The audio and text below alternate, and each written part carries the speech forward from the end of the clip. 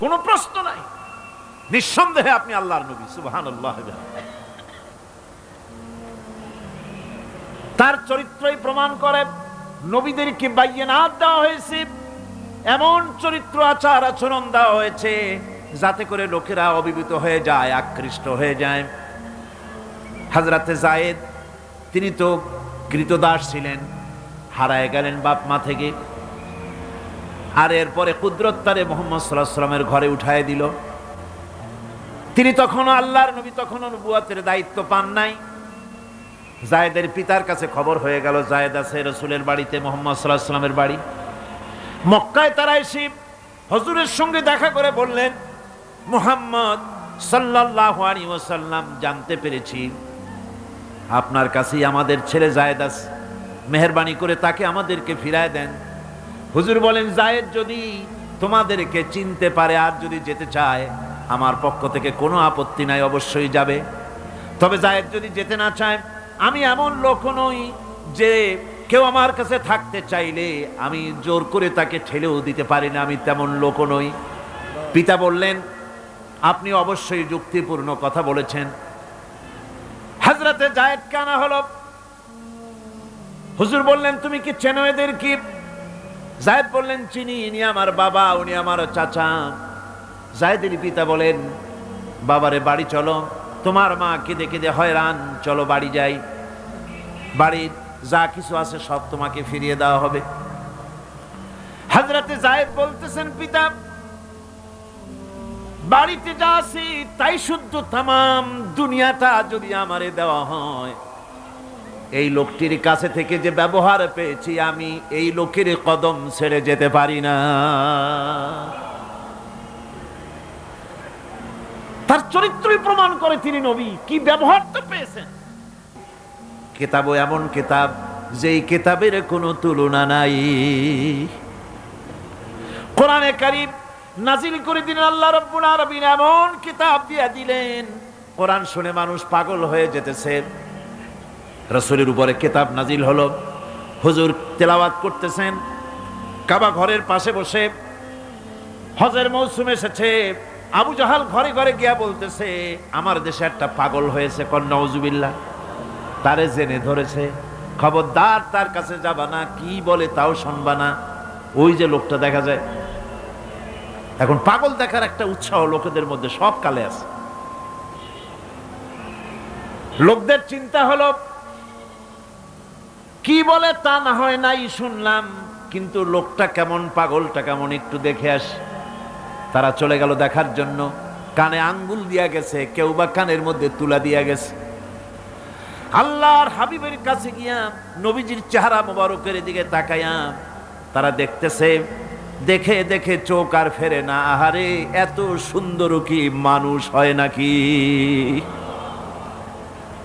পাগল হয়ে গেছে। এত সুন্দর মানুষ, তা কি কখনো পাগল হইতে পারে?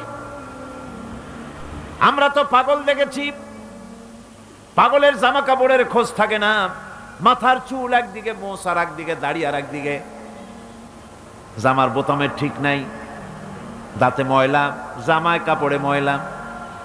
এ কেমনে পাগল হবে? এত সুন্দর মানুষ, এত বিন্যস্ত মানুষ, পাগল হবে না নিশ্চয়ই। কান দিয়ে আঙ্গুল সরাইস, কেউ বা তুলা বার করেছে।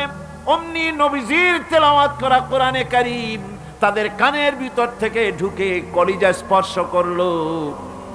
নিজেদের অজান্তে চোখ দিয়া পানি পড়া শুরু হয়ে গেল। বিদেশ থেকে আগত লোকগুলি চোখ থেকে পানি পড়তেছে আর মুখ থেকে বেরিয়ে গেল, আশহাদু আল্লা ইলাহা ইল্লাল্লাহু ওয়াহদাহু লা শারীকা লাহু ওয়া আশহাদু আন্না মুহাম্মাদান আবদুহু ওয়া রাসূলুহু। কোরআনে কারীম কি মজার জিনিস আল্লাহ পাক আমাদের দিয়েছেন। সুবহানাল্লাহ। আমার বন্ধুগণ, আল্লাহ পাক বলেন, আমি নবীদেরকে বায়িনাত দেই, কিতাব দেই, আর দেই তাদেরকে তৃতীয় আর একটা জিনিস, যেটা হলো মিজান।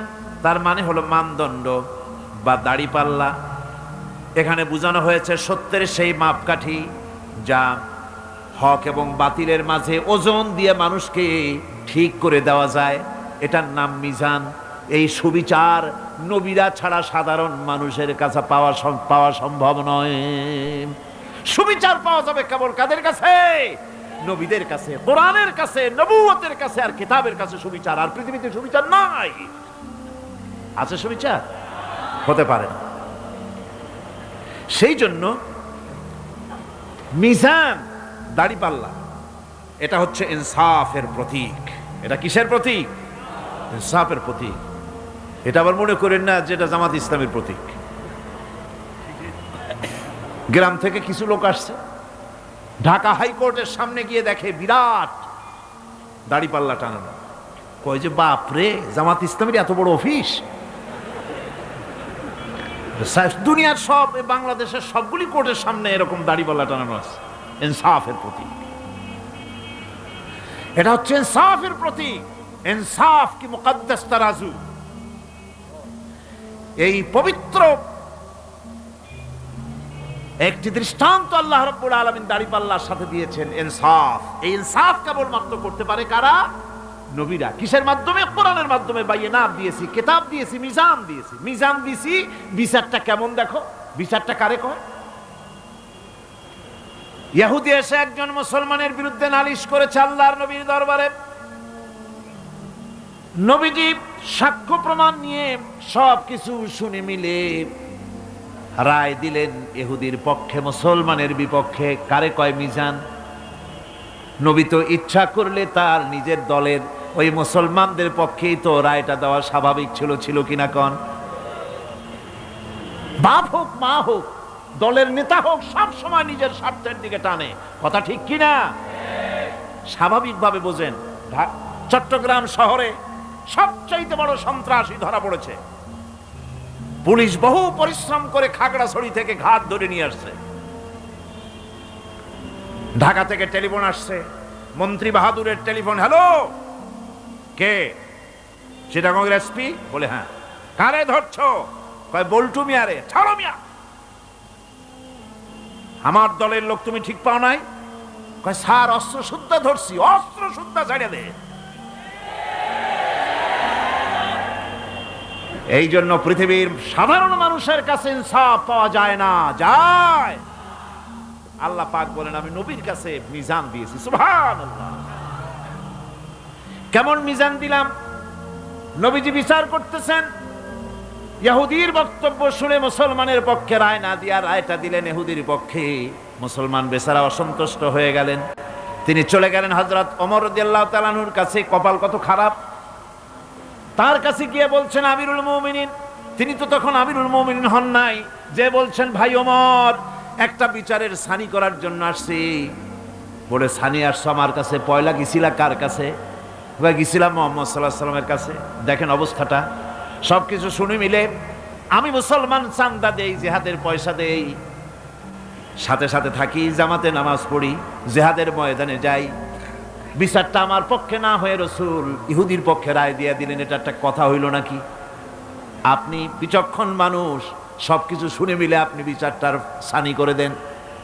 হযরত ওমর বলেন, বাবাজি অপেক্ষা করো, আমি তোমার বিচারের সানি করতেছি, দাঁড়াও।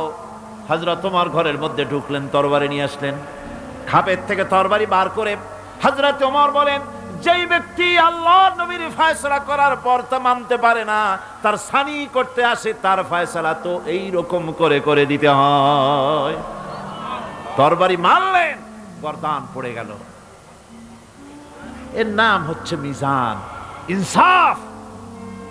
এই ইনসাফ কেবলমাত্র নবীদের পক্ষেই সম্ভব। কাদের পক্ষে সম্ভব? নবীদের পক্ষেই এই ইনসাফ করা সম্ভব। সেই জন্য আল্লাহ বলছেন, সমস্ত নবীদেরকে তিনটি জিনিস দিয়েছি, কিতাব দিয়েছি, বায়িনাত দিয়েছি, আর মিজান দিয়েছি। আমার ভাইরা, কিতাবের প্রতি ঈমান আনবো। সব কিতাব মানি, সব রাসূলদের মানি। লা নুফাররিকু বাইনা আহাদিন মির রুসুলি। কোন নবীদের ভিতরে আমরা পার্থক্য সূচিত করি না। সমানভাবে সব নবীদের উপর ঈমান আনছি। যত নবীর নাম জানি আর যত নবীর নাম জানি না, সমস্ত নবীদেরকে মানি, শ্রদ্ধার সাথে ঈমান এনেছি। ঠিক কিনা কন? সমস্ত কিতাবের প্রতি ঈমান এনেছি, কিন্তু অন্যান্য সমস্ত কিতাবের সাথে সম্পর্ক ছিন্ন করে শুধুমাত্র মানতে হবে কোরআন। শুধুমাত্র মানতে হবে কি? সমস্ত আসমানি কিতাব বিশ্বাস করি, ঈমান এনেছি, কিন্তু সমস্ত কিতাবের সাথে সম্পর্ক ছিন্ন করে মানতে হবে শুধুমাত্র কোরআন।